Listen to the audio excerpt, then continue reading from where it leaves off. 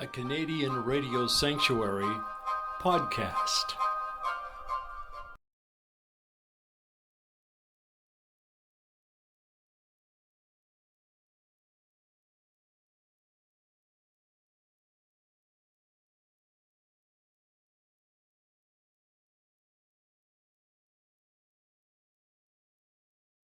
We were asked to come today to talk about seniors and fraud. And one of the big reasons is from our perspective as the police. We do notice that trends these days, a lot of the people that are being victimized by fraud, scammers, are in fact our senior community. Anything we can do to give you some education or insight on how to protect yourselves is certainly beneficial, and again, that's why we're here today. So to start, just I guess from a show of hands, anybody know anybody that's been the victim of a fraud or scam recently? Yeah, quite a few. It's not uncommon. It does happen to everybody, you know, whether you're young, older, the police. One of our staff at the police station actually just recently fell victim to a pretty elaborate scam. So they are getting very good at what they do, challenging for us, but again, the more information we can give to the public through these types of events, I think will be beneficial. Some of the common scam trends that we're seeing, and I probably won't hit all of them because there are so many, which is also concerning. One of the more recent ones that's been in the news is scams, and this one is especially targeting seniors, involving a loved one. You get a call, a family member or somebody portraying themselves as a family member calls and says, "Grandma, Grandpa, I need money. I've gotten myself into trouble with the police and I need bail money." Or, "I've crashed my car and I need money to get home or for repairs." They've gotten quite good at preying on emotions, making it seem like, you know, you want to help. Your grandparents, why would you not want to help, right? But also that whole sense of urgency, like, I need this now, what can you do to help me? So that is one that we've seen a lot. It's been in the media, and I guess what typically will happen is if you say, "Yes, I'll give you the money," they'll say, "Okay, a police officer," usually they'll say dressed not in uniform, "will show up at your house, just give the money to them." Well, I can tell you that we will never show up at your house to collect money from you. So that should be a signal right there. And then just to backtrack a bit, in order to protect yourselves, you know, you all have networks of family. It would be somewhat easy to reach out to other family and say, "Look, I think I got a call from Johnny and he says he's in trouble. Is there any way to verify this? If he is, I'm more than happy to help him.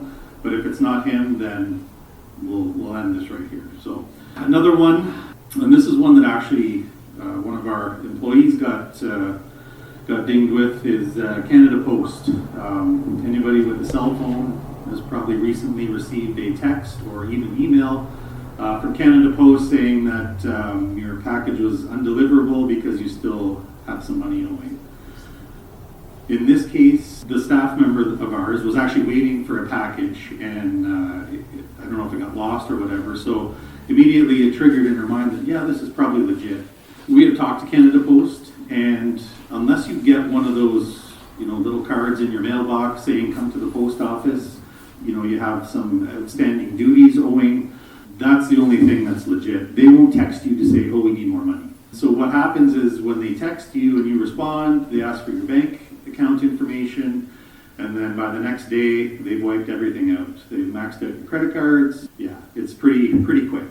Other ones we see through our federal government agencies, through Service Canada, through CRA. Again, I'm sure most people in here have probably got that phone call where somebody's issued a warrant for their arrest because their SIN number has been compromised or they owe tons of money in back taxes. Again, I can't speak solely for those organizations, but that's not how it works. There are things you can do to protect yourselves by, you know, establishing that online account, because I understand even my own dealings with Canada Revenue Agency, if they're trying to get a hold of me, I can go in there and there's notifications and electronic mail and that type of stuff, as opposed to a text or a sketchy phone call. One of the other things we're seeing, and it's very unfortunate, and I don't know if it's because of, the change in dynamics of society where we have, it's harder for people to make ends meet. More and more people are falling below the poverty line. More and more people are experiencing mental health issues. More and more people are getting addicted to different substances. But we see a lot of cases where it's people's own family members that are taking advantage of seniors. They're trusted with passwords or banking information and unfortunately take advantage of that, leaving parents, grandparents, aunts, uncles without any money. And that's just to feed their own addictions or whatever they're dealing with. So, and those ones are generally difficult for us to come across because often they don't get reported. Anything that involves family, they don't want to see their family get in trouble, but they've taken, sometimes as much as $25,000 or more of your life savings from you. Sometimes you don't have a choice.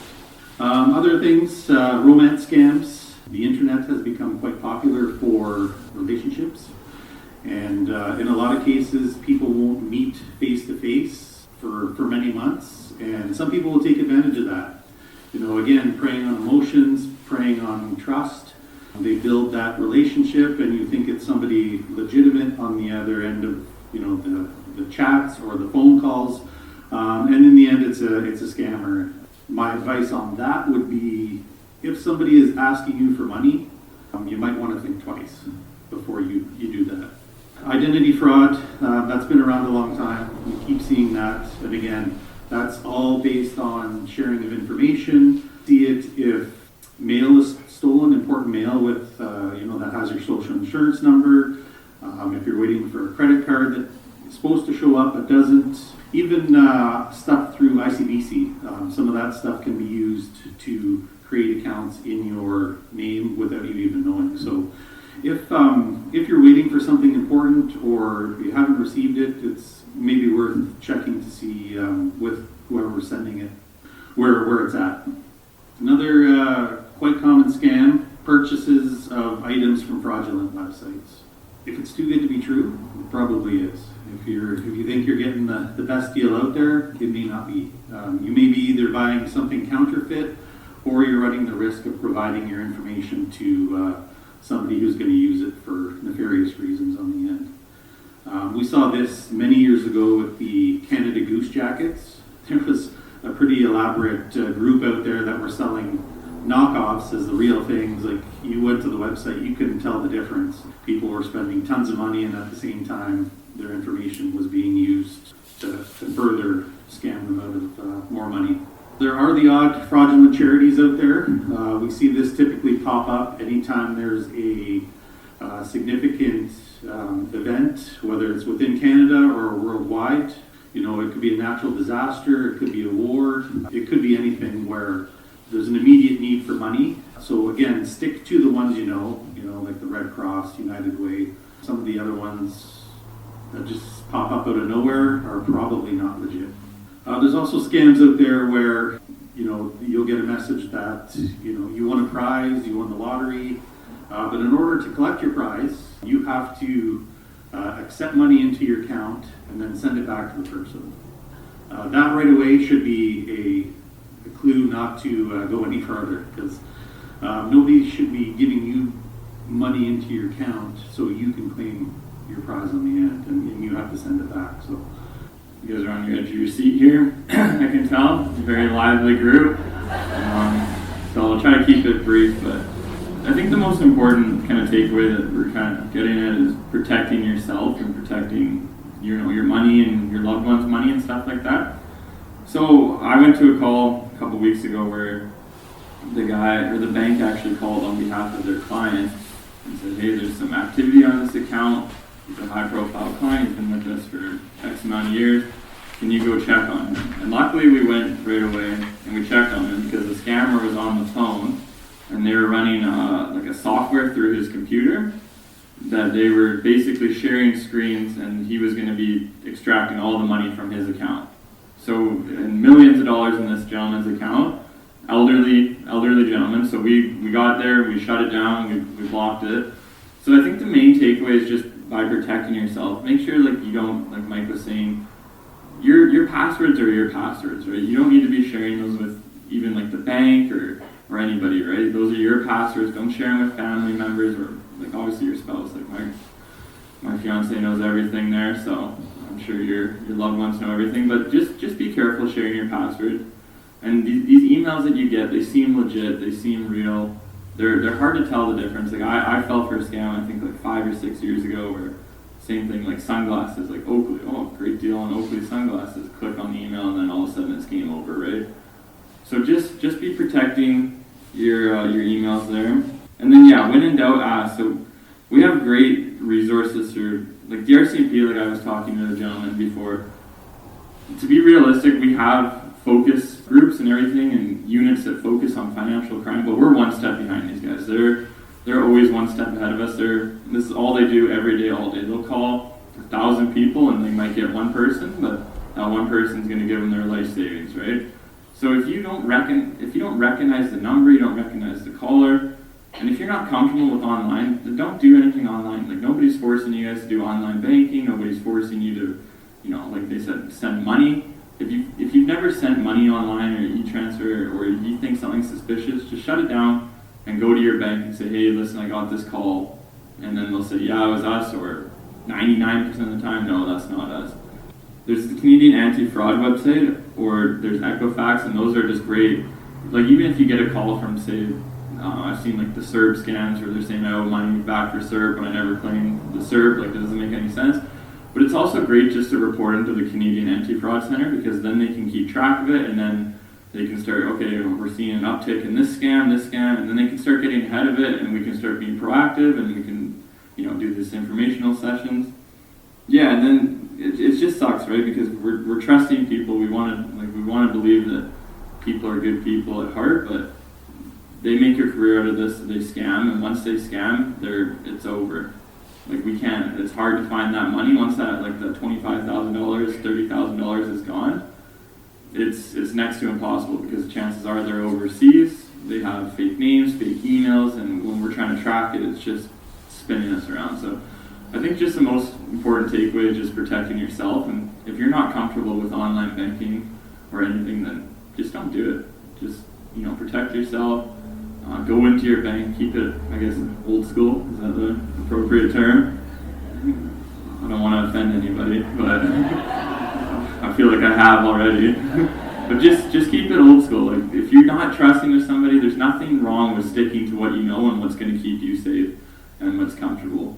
And don't give them the time of day. Like you can argue with them online or on the phone, but just hang up. It's just they'll move on, they'll get bored, block their number, report their number, do whatever you want. So. Couple more things. If you're ever in doubt, again, we're right in town. We're more than happy to clarify or at least help you kind of navigate if you've gotten an email that you're concerned about or a phone call.